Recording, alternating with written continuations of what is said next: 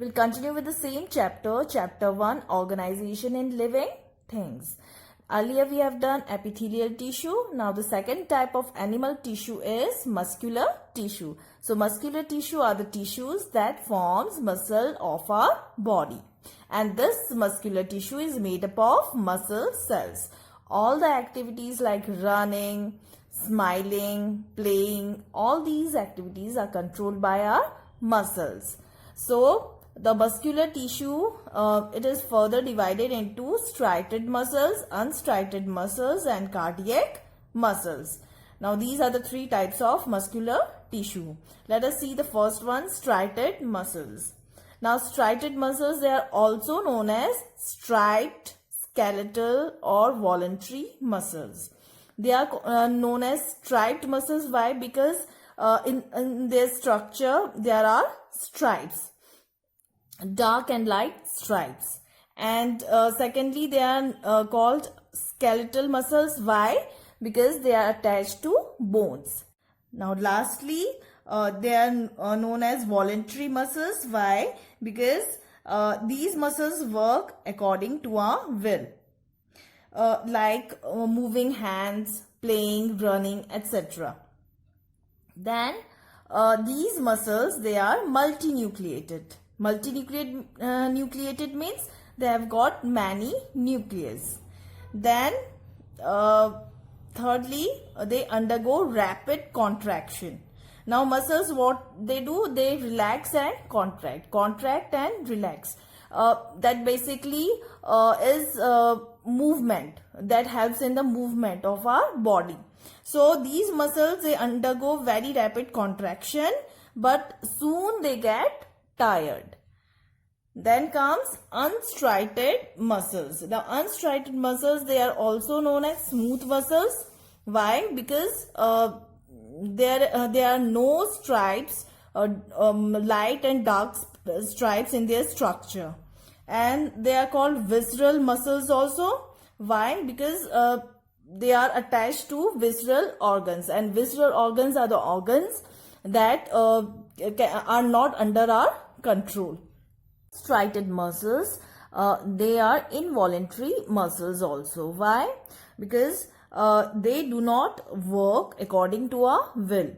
For example, movement of food in the alimentary canal, opening and closing of tubes are involuntary actions. Now, secondly, they are spindle shaped with single nucleus. Now, spindle means they are broader in the middle and pointed at ends. So, they are spindle in shape and with one single nucleus. Then thirdly, they contract slowly but remain contracted for a long period of time. Then comes cardiac muscles. Now cardiac muscles, they shows characteristics of both striated muscles and of unstriated muscles. Then these are in structure, they are multinucleated and they have got stripes, light and dark stripes in their structure. And thirdly, they contract and relax rapidly and rhythmically and tirelessly. Means they do not get tired throughout our life. Like for example, muscles of the heart. Cardiac actually means which is related to heart, and heart muscles, they do not get tired at all. They work throughout the life. Now comes connective tissue. Connective tissue is the third type of animal tissue. These tissues, they are specialized to connect and anchor various body organs. It can connect bones to bones, muscles to bones, and they bind tissues and can also give support to various organs.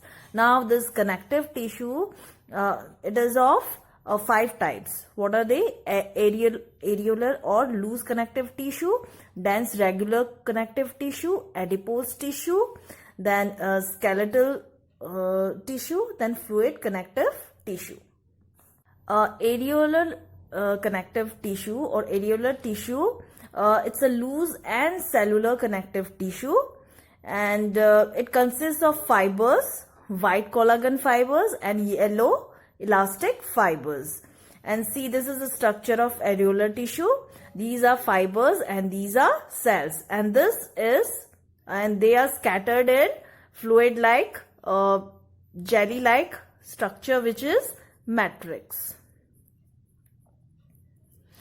Then it joins skin to muscles and fills spaces inside organs and is found around muscles and blood vessels and nerves.